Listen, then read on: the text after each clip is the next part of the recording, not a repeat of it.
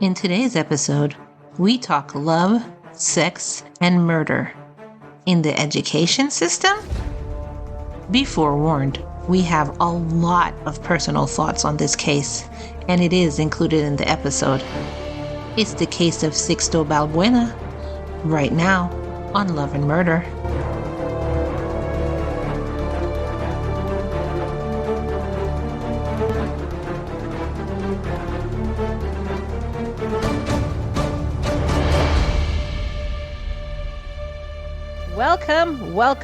Welcome, everyone. Welcome to a new episode of Love and Murder, the weekly true crime podcast discussing relationships gone terribly wrong, where our motto is... You, yes you, are either someone's last love or their first goddamn murder.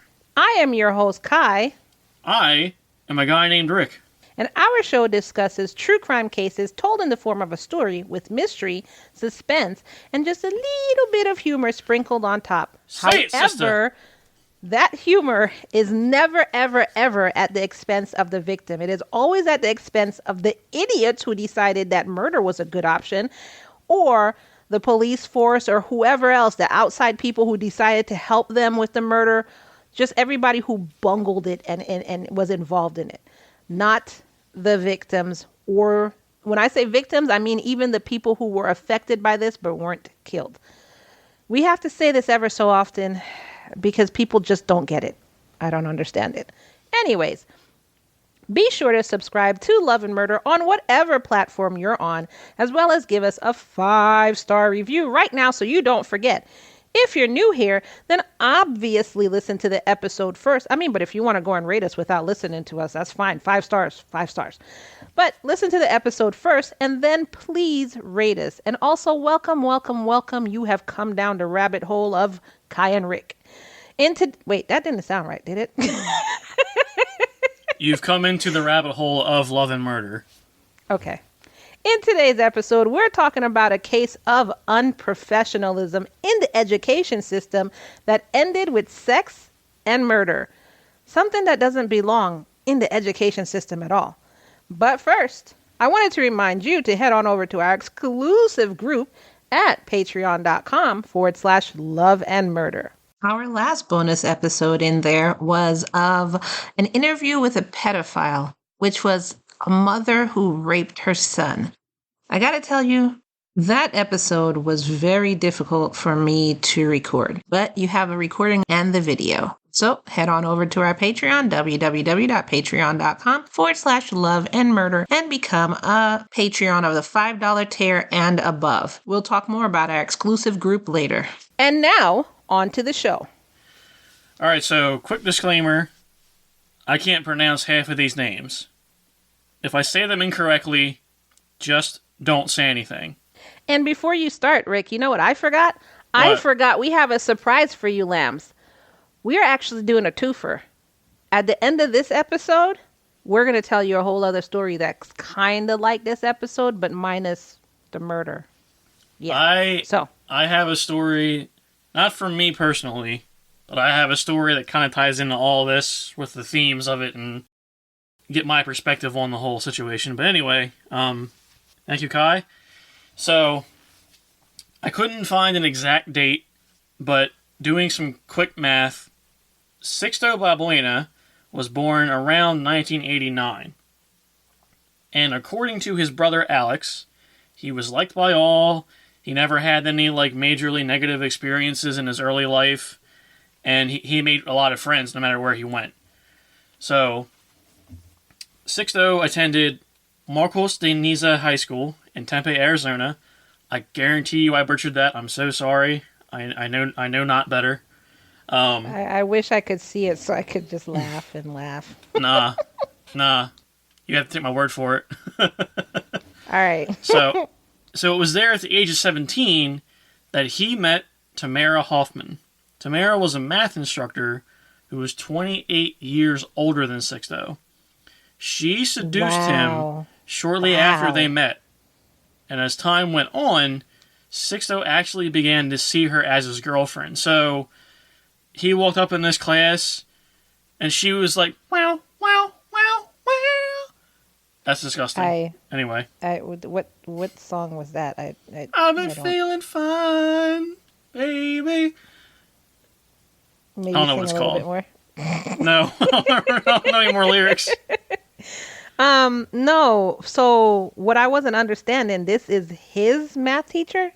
Yeah, I was about to explain. He was taking her class, and then she started, like, taking interest in him.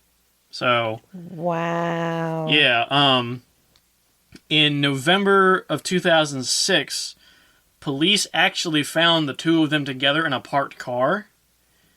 And here's the thing, though. Here's where it got a little gray. Although they were together in like a parked car in some random place on the side of the road, they were both fully dressed, supposedly. And they weren't like actively doing anything in the car when they were found.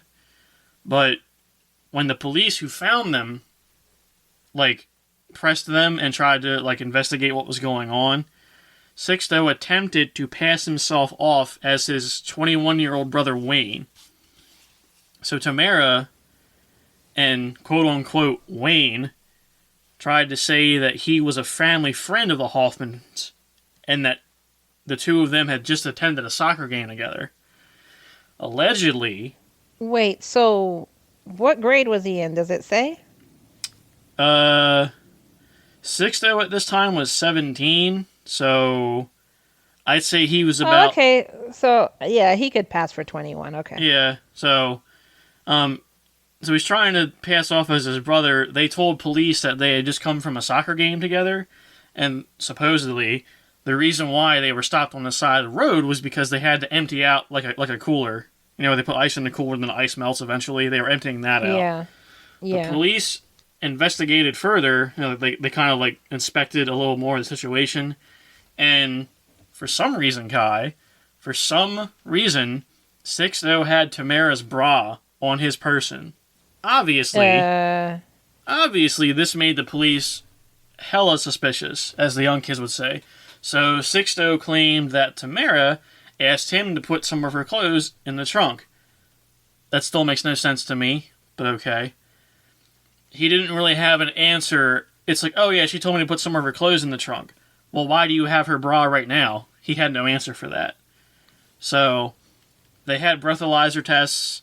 Sixto had not intaken any alcohol that night. Tamara was under the legal limit. Regardless of all of that, the police still called his parents to come pick him up.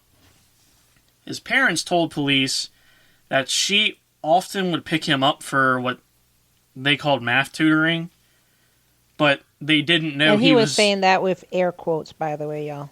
Yeah, they said math tutoring. I have a suspicion it was something else, but the parents also claimed that they didn't know he was going to be with her that night in particular. So where did they think he was?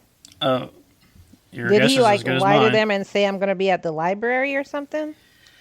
I mean, I guess if he was like, hey, I'm going to go study, and then walked out the door, and then they found out he was with his teacher, he could have, I was with her studying math or something. I don't know. But okay. The bottom line of this whole encounter is, police caught them. Something was a little iffy, but at the end of the day, they couldn't charge Tamara with anything. The police because they had no evidence. It was just like a gut feeling. It was a suspicion. Yeah, it was like an intuition.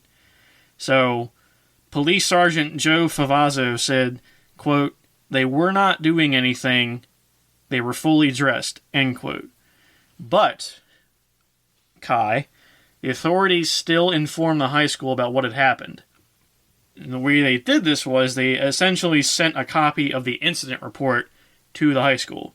And wow. So the Arizona Board of Education, they launched an investigation, but they didn't even successfully notate that on her record.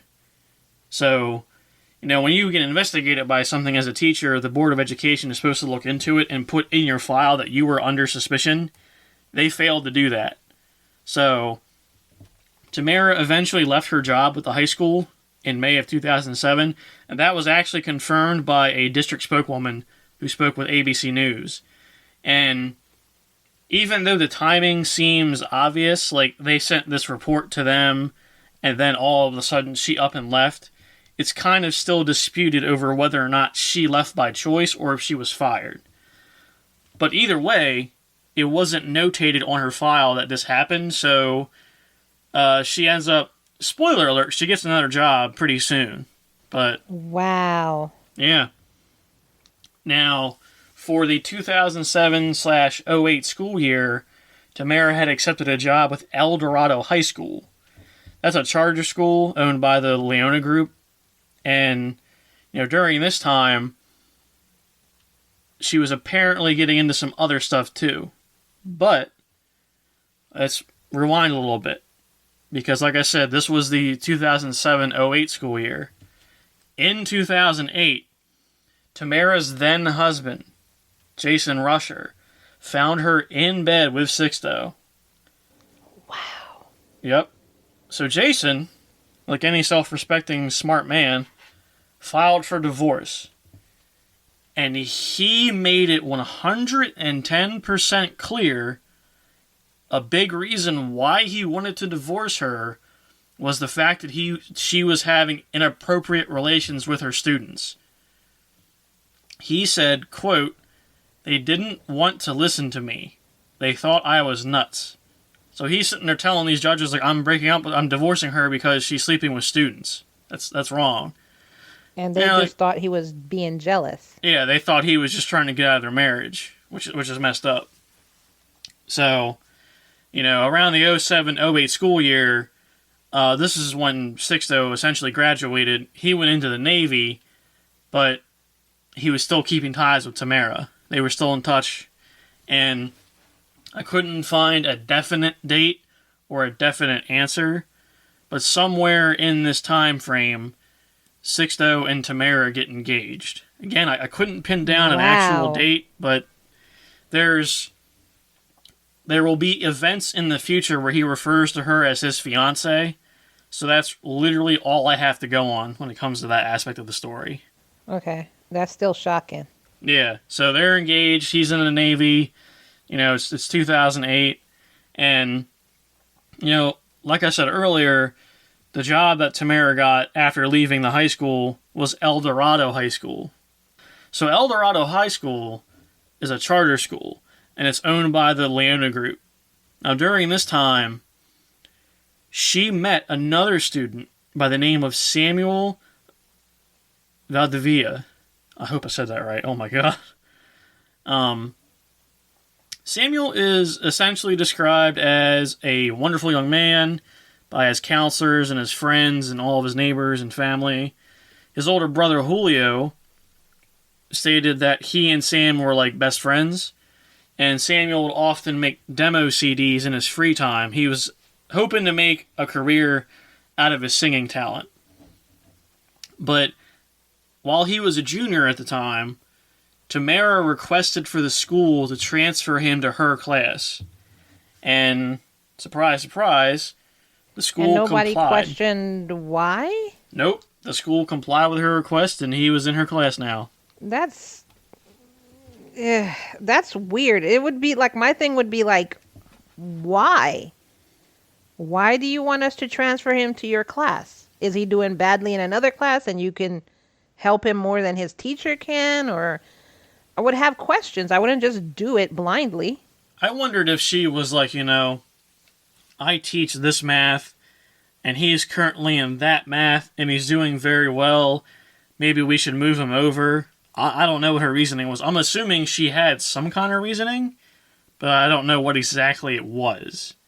But either way, you're right. It's kind of fishy. And I wonder, too, like, if the Board of Education had notated her file successfully, I wonder if that would have played out differently. I mean, obviously she wouldn't have gotten a job, so that's the first difference. That's possible, too. But at the same time, like, if they notated she was under suspicion, we still also don't know, like, did she leave because the Board of Education said, hey, you did this stuff, you're gone now, or that's a little iffy too, because if the Board of Education said, no, you're gone, get out of here, why wouldn't they do their damnedest best to figure out, like, hey, we have to mark it so that she's not a teacher anymore, or at least take away her teaching certificate? You know what I mean? Yeah. Yeah. So on April 10th of 2009, at 3:23 a.m., Samuel was brought to a local hospital and pronounced dead on arrival. Police had gotten a call from Tamara's home that Samuel had been stabbed, so they rushed to the house, and this eventually led to him being brought to the hospital by ambulance. When police arrived at the home, they found Sixto covered in blood, holding a knife. Oh, no. He immediately confessed to everything that had just happened. So, Kai, I'm going to break this down for you. Here's what happened. According to Sixto, he was on leave with the Navy, so he came home to visit Tamara. He got into her house. When he got into her house, he heard some noise and suspected that someone else was in the house with her. Now, he says that for the sake of defending his fiancée, he grabbed a kitchen knife and quietly moved through the house. He caught Samuel in his boxers entering a bathroom in Tamara's house. So Sixto, runs up, forces the bathroom door open, and that's where he sees Samuel with a naked Tamara. And he just started punching and kicking at Samuel in a fit of rage. He was like, "Why are you cheating with my girl? Who are you? What are you doing in this house? I can't believe this." Everything escalated, and Sixto eventually started throwing items at Samuel. One of the items he threw at Samuel was a computer printer. And, I mean, you start throwing equipment at somebody, you're pissed. I was about to say, I'm sorry, I'm not breaking my expensive stuff on somebody who cheats. I'm not doing it. It was probably Tamara's computer. They were in Tamara's house, so I mean, it's probably her expensive equipment. True. Yeah, but it escalated from punching and kicking to throwing stuff to like brutally assaulting him. Sixto tried to say that he only intended to, quote, teach Samuel a lesson for cheating with his fiancée. Okay. He admits he took it too far. You're trying to teach the guy who's not in a relationship with you not to cheat, but the one who is in a relationship with you, because you don't know if he knew. You were gone. You don't know if he knew about you at all. That's true, too. I thought about that while I was writing this down. But the one who did know she was in a relationship with you, okay. Well, according to him, he took it too far when he stabbed Samuel in the stomach with the knife. You think? And it went into him, quote unquote, like butter, is what he said. Disgusting. So, and I'm saying disgusting in terms of him doing it and his description of it. Oh, yeah. But at this point, Sixto, like after he sticks the knife in, he's like, "Oh, what did I just do? Oh, no." He turns around to Tamara, strikes her. After he does it, you couldn't have thought about this before you did that? Well, what am I doing here? Maybe I shouldn't be doing this? That's true, too. But what he does next is he actually strikes Tamara, throws her to the floor. He's asking her how long she's been cheating on him. When she didn't answer, I guess that kind of snapped him back into reality. And he, like, desperately started calling 911 out of remorse. Now, again, he's the one, just to clarify, he's the one that called 911. And as soon as the cops got there, he was admitting everything on the spot. I mean, I'm not saying that makes the situation any better. But exactly. I'm just clarifying for the people listening, that's what happened. So, Sixto was charged with second-degree murder, and correct me if I'm wrong, Kai, but second-degree murder is when you kind of accidentally kill somebody, right? Like you didn't mean to kill them, but they're dead now? Well, I am the co-host, so let's find this out. That's why I'm asking you, good old buddy Kai. Not premeditated. Okay. So, I guess the difference between first and second degree is first degree you meant to kill them, second degree... You completely meant to kill them. Second degree is you were assaulting the person, the victim, and they died because of that. Okay. So, he gets charged with second degree murder.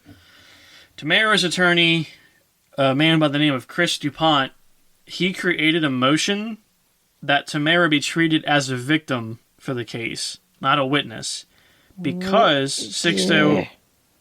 Sixto admitted to assaulting her during the events of the murder. Because of this, she could not be questioned as a witness during pre-trial interviews by the defense attorney.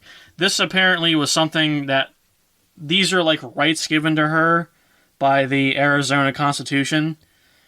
Given the nature of what happened, she is a victim instead of a witness. So she has to be treated like a victim. I'm actually getting unnecessarily annoyed because she is not like a lot of our other cases where they trick the person into murdering their husband or whatever. She didn't ask him to murder Sam. She just was cheating on him. That's it. So okay. So that's wrong, but at the same time, none of this will be happening if she hadn't seduced a 17-year-old when she was like 50. I mean, but at the same time, she didn't ask him to kill anybody.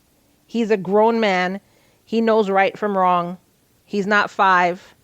So you come in and you saw that whoever you're with is cheating on you. You have an option. Flick them off and walk out the house. Don't ever talk to me again. There's so many other things he could have done. So I can't, there's no way I could actually blame this on her. Well, she's wrong. So she's wrong in so many other ways, but the murder, I can't say that's her fault. She didn't tell him to kill anybody. She didn't seduce him into killing anybody. She didn't mess with his mind. Not like anybody else on any of our other episodes. So I'm sure she messed with his mind a little bit. She seduced but a again, 17-year-old. Not about killing somebody. Yeah. Okay. So I agree with you to a point. I don't think she didn't tell him to murder the guy. It is wrong that he committed murder. That's always wrong. You should never do that. Sixto made a decision and it was wrong. But at the same time, none of that would have happened if she was a professional and didn't seduce 2 of her students. So, and people are going to hate me here, but 17, again, there's a 15-year-old and then there's a 17-year-old. I graduated high school at 17 and was out in the world. You're 17. Maybe 6 more months he's 18? So where's the difference here? That's still illegal. He's not technically an adult yet. It's illegal according to, yes, but he knows right from wrong. He knows murder is bad. You will go to jail. He knows that. He's not a 10-year-old. So is it weird that your teacher's with you? Yeah, it's weird. Are you 17 and she kind of seduced me, so I didn't know murder was wrong? No, you know right from wrong, good from bad. If you didn't think it was wrong to be with your teacher, you would have had it out in the open. Your parents would have known about it. Your friends would have known about it. So, no, it's not her fault that he murdered this guy. No, it's not. It's his fault. There's a clear... I had the word, now I lost it. Distinction? No. There is a clear, lead up to, she got with him, and you and I have talked before about people in positions of power and people in positions of, authority, and them, messing around with their subordinates. We talked about that on a previous episode not long ago. This here, to me, you can talk all day about, he was only a few months from being 18. He was still... When I say he's a 17-year-old, I'm saying he's still a student and she's still a teacher. There is a clear line of professionalism, and there is a clear distinction of roles. I completely agree with you. Completely agree with you there. I don't have any qualms there. My thing is, for us to take it and kind of roll it back to, she seduced him and so he turned to murder. That's where I call No, BS. that's not what I'm saying. I'm not saying that she caused him to murder. I just think there's multiple ways to look at this. And I'm not saying you're wrong in thinking like, oh, she didn't make him do the murder. I agree with you there. I think you're right. But it's just, still, if... I don't really know how to go with this, Kai. This is one of those cases where it's like, yeah, I do believe if she didn't seduce him and then cheat on him, they wouldn't be in this position. But like you said, like she didn't manipulate him to the point where she was, oh yeah, go kill this kid I'm cheating on you with, Plus, by this time, he's been in the military. He's a grown man. You know what I'm saying? So again, he knew right from wrong. Well, even at this point, it's 2009. He was paying bills and taxes by this time, so... At this point, it's 2009, so he's 20 years old. So he's even more grown up than when he got with her. But still, I don't know. I'm not trying to argue with you. It's just that this story rubs me the wrong way. I think because you're thinking of it of the aspect of the fact that his teacher basically... Somebody in a position of power, like you're saying, basically got with someone who is not in a position of power. Somebody who's supposed to be looking up to you. You're supposed to be helping them, guide them into the world or something like that. I think that's the aspect that you're stuck on and not realizing that this dude's a grown man and he did something wrong and it's not her fault. He did something in a fit of rage and jealousy where he could have come home. Don't get me wrong. I understand his anger. You come home. You're out, I was going to say at sea, but you're out in the field or wherever you are for the military. And the only thing that you're thinking of to get you through the day is I have this person at home. They're going to be so happy to see me. Oh, I'm going to get home this time and I'm going to surprise them and da-da-da-da-da-da. And you get home and you see some other dude in your house. So I understand. I'm also not crazy. And I'm not going to kill somebody because of it. I might burn your clothes. But, I'm not going to... Shut up. I'm not going to go as far as kill somebody. So... I'm not crazy, that's the craziest co-host. Shut up. I think that's where you're getting stuck on is that part when he was in high school. That's where you're stuck on. I'll put it this way. I look at things sometimes as a cause... and an effect. So I do believe that earlier instances of something in an event can contribute to later events. So you're right. She wasn't the main priority, 100% reason why he killed this dude, but multiple choices were made, multiple mistakes were made that led up to this happening. One way or the other. Can we agree on that? Whether it was their intent to or not, stuff happened that led up to this. Is it wrong that Sixto killed Samuel? Yes. Is there reasoning for it? Not really. But it happened. After ABC XYZ happened, this happened. There was a journey. But I mean, this could have happened to a 40-year-old man who came home and his 39-year-old wife was cheating on him. Okay. So that's why I'm like, I don't agree that what happened in high school led to this. He was jealous. I believe this was his first love. You know what I'm saying? And he had that real hurt and rage within him. And he didn't know how to control himself, and it led to this. All That's right, what I believe. Just for the sake of, clarity, do you think that if Sixto never met Tamara, do you think he would have killed Samuel? He probably wouldn't have killed Sam, because the only way he knew Sam, or quote-unquote knew Sam, was through Tamara. Yeah. However, how do you know that his first love, whoever it was, whether he's 25 at the time and she's 25 along with him, and he was shipped out, he comes home and she's cheating on him with another 25-year-old, and he doesn't go through the exact same motions he just went through? Oh, the scenario would be the same, just with different people. That's what I'm saying. Exactly. Then you would be asking me, well, you think if he didn't meet his 25-year-old girl, he wouldn't have killed this 25-year-old man? So it's like... That's true, but you can do it in any case, though. What I'm saying is, I'm not blaming a person on blaming him, but I'm not saying Tamara made him do this. I'm saying the situation put him in this position, and he did it. I'm not making excuses for the guy. I'm just trying to analyze what happened and how it happened, and that's just how I think. I mean, a lot of instances where it's second-degree murder, the situation put them in that situation. That's a good way to look at it, too.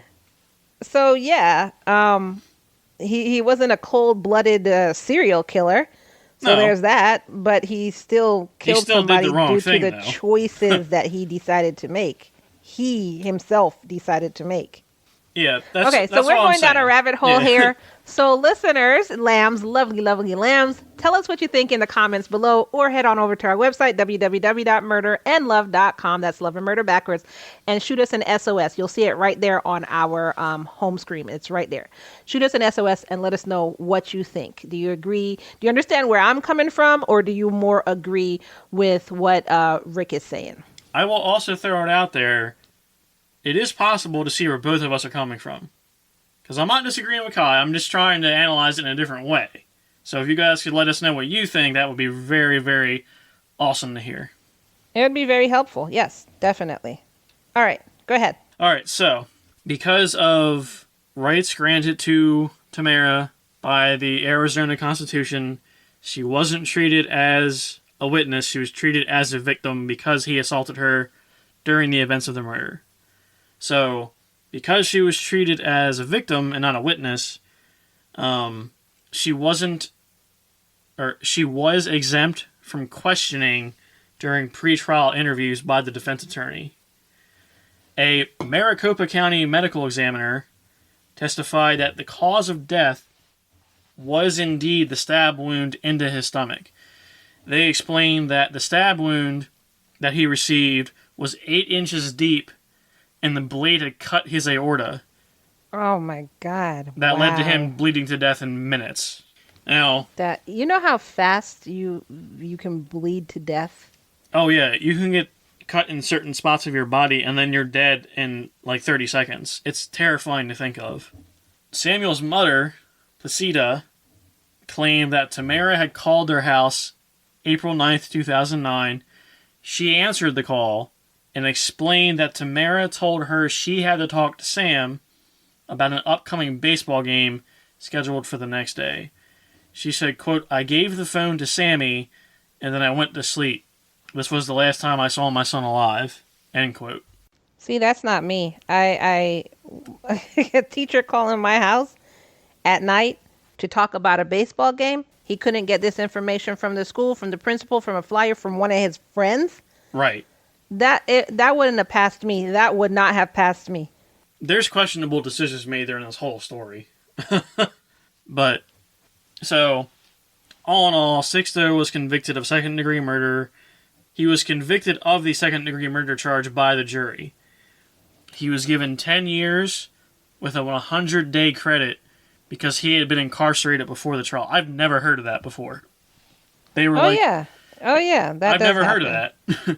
Well, wow. What is it? Is that just like, you've been incarcerated for this long already, so we're going to knock it off your sentence? Yeah. For whatever time you've already been in jail awaiting your trial, then they'll just take that time off. I don't know why, but they will. I also want to say that I wasn't shaming Sam's mom. Everybody makes mistakes. I'm not a perfect parent at all. You know, you think teacher, you don't think past that. You're just like, maybe this teacher is just trying to help my kid, blah, blah, blah.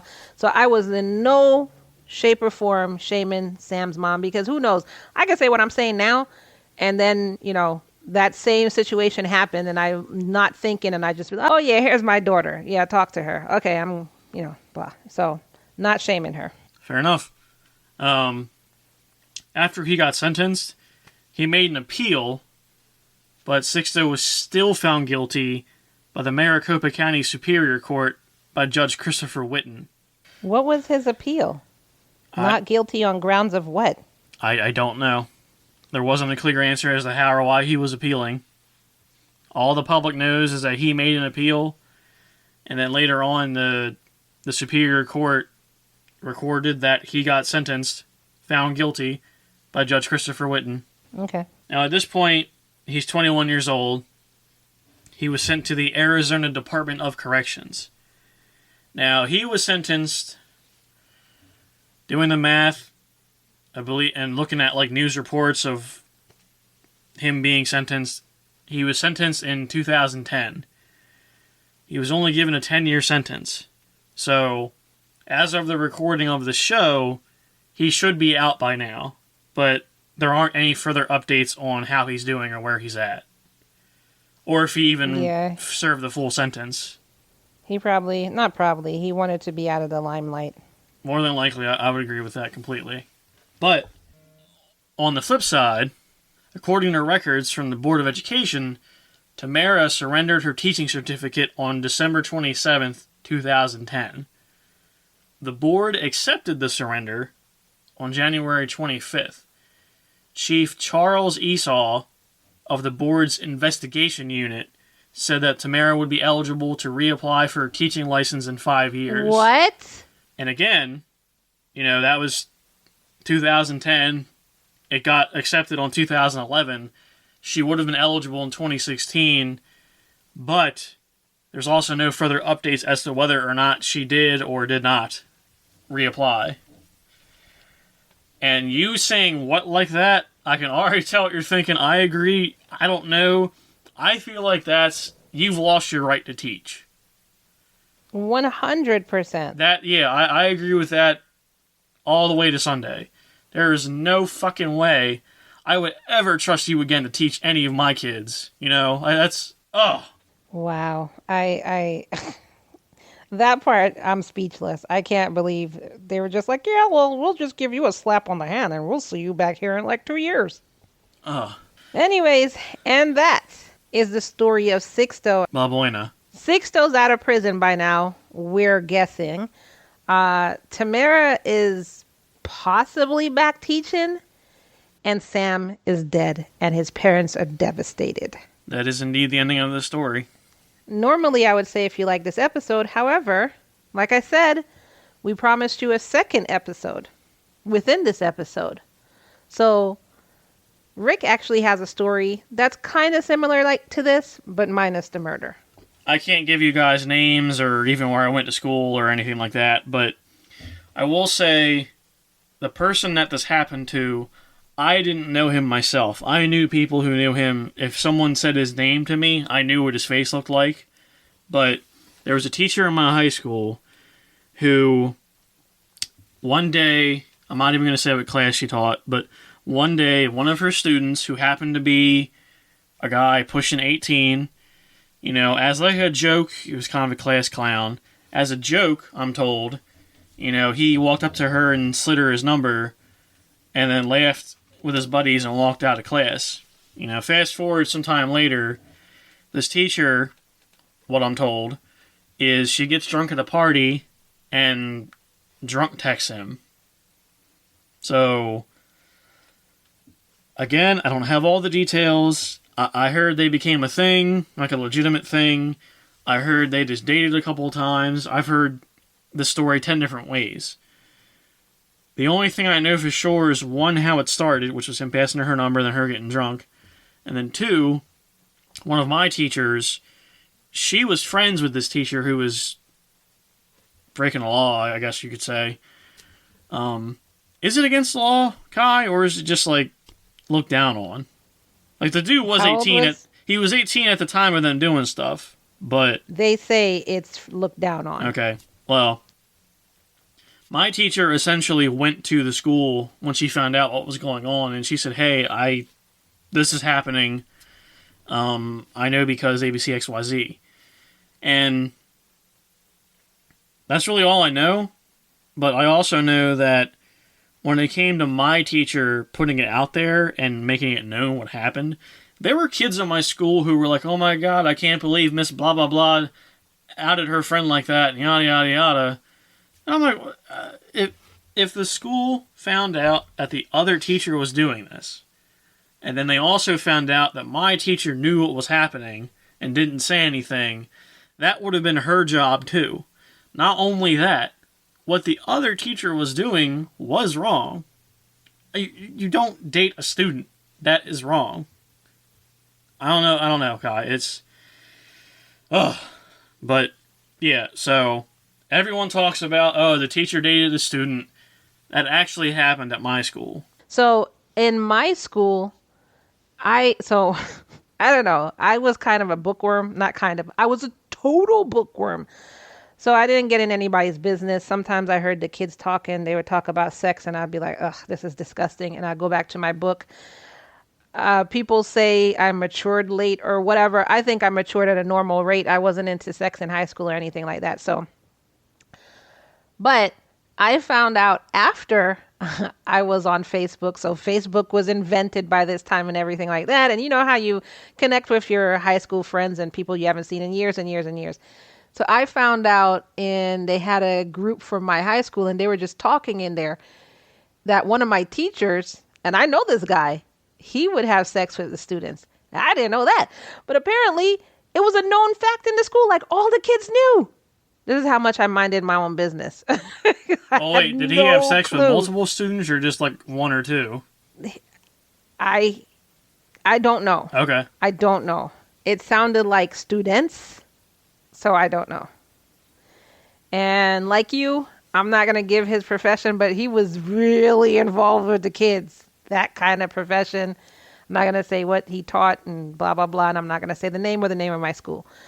But I was shocked. I was like, for real? And everybody was like, yeah, everybody knew that. And I was like, I didn't. So. Yeah, that's kind of the opposite of mine. Like, I heard like whispers about it when I was in school. And then it was like, oh, so-and-so's dating a student, but I never heard the name of the guy.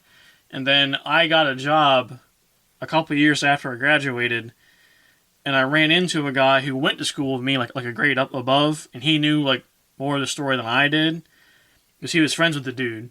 And he told me firsthand like how it got started, how it got ended, and all that kind of stuff. And I kind of knew how it got ended because people were talking about that back then too. And they were saying the stuff about, the one girl ratted out her friend, blah, blah, blah. This dude confirmed that for me, but... That was crazy that the children were like, she was a snitch. Like, yeah, like... Okay, so there's being a snitch, and then there's... Let me rephrase it. There's being worried about snitches, and then there's the real goddamn world. Again, I can't stress enough that the other teacher's job was on the line if she didn't say anything.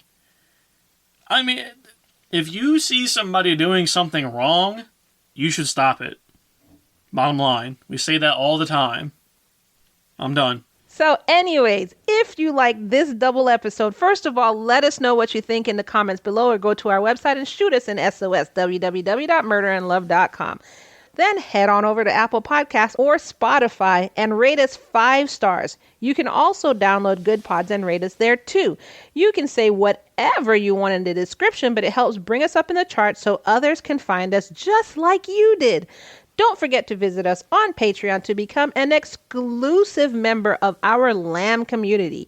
You get commercial-free episodes, full-length early release episodes. So basically, you'll get this episode before everybody else does because you're special. As well as some extras of whatever case we're working on. So you'll get like all the pictures, you'll get the crime scene pictures. If there's video, if there's a confession, you'll get all of that over in our LAM community. You also get bonus content like cases about love obsessions or cases with the craziest crimes or even our serial killer corner. You also get whole stories, so you find out what's Kai thinking? What's Kai's background? What's the name of that freaking high school?